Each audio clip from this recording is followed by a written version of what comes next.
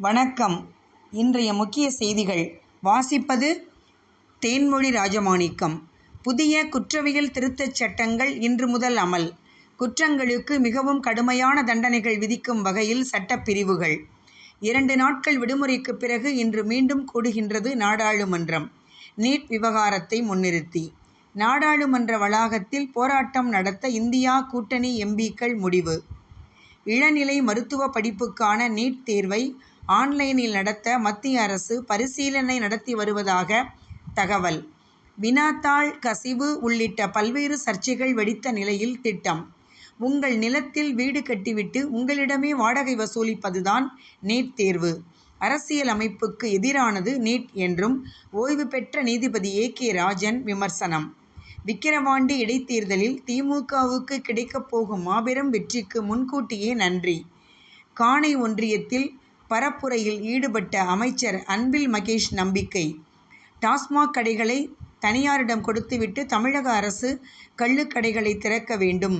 பூரண மதுவிலக்கு என்பது சாத்தியமில்லாதது என்றும் தமிழக பா.ஜ.க. தலைவர் அண்ணாமலை கருத்து.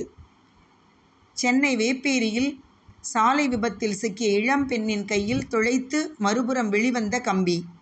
கட்டிங் இயந்திரத்தால் கம்பியை வெட்டி இளம்பெண்ணை மீட்ட தீயணைப்பு வீரர்கள் ராஜீவ்காந்தி அரசு மருத்துவமனையில் சிகிச்சை.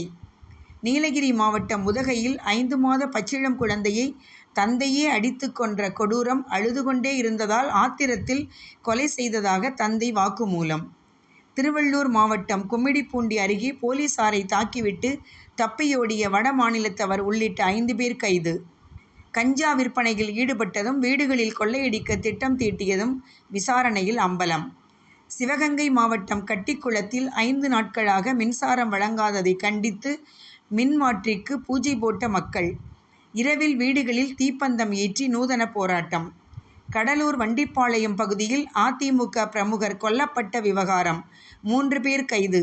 ஆடு விற்பனையில் முன்பகை காரணமாக கொலை நடந்ததாக தகவல். சென்னையில் தெருநாய்களை கணக்கெடுக்கும் பணி ஓரிரு மாதங்களில் நிறைவடையும் என மாநகராட்சி ஆணையர் ராதாகிருஷ்ணன் தகவல். 5 ஆண்டுகளில் முழுமையான தீர்வு எட்டப்படும் எனவும் பேட்டி. வானவில் சுயமரியாதை என்ற தலைப்பில் மேளதாளம் நடனத்தோடு சென்னையில் பிரம்மாண்ட பேரணி. தண்டாலின ஈர்ப்பாளர்கள், திருநங்கைகள், திருநம்பிகள் உள்ளிட்ட பலரும் பங்கேற்பு. தமிழகத்தின் பல்வேறு பகுதிகளில் திடீரென கொட்டி தீர்த்த மழை கோடை வெப்பத்தை தணித்து நிலத்தை குளிர்வித்ததால் மக்கள் மிக மகிழ்ச்சி. இந்திய மகளிர் கிரிக்கெட் அணிக்கு எதிரான டெஸ்ட் போட்டியில் ஃபாலோ ஆன் பெற்ற தென்னாப்பிரிக்கா நிதான ஆட்டம். கடைசி நாளான இன்று வெற்றி பெறும் முனைப்பில் இந்திய அணி.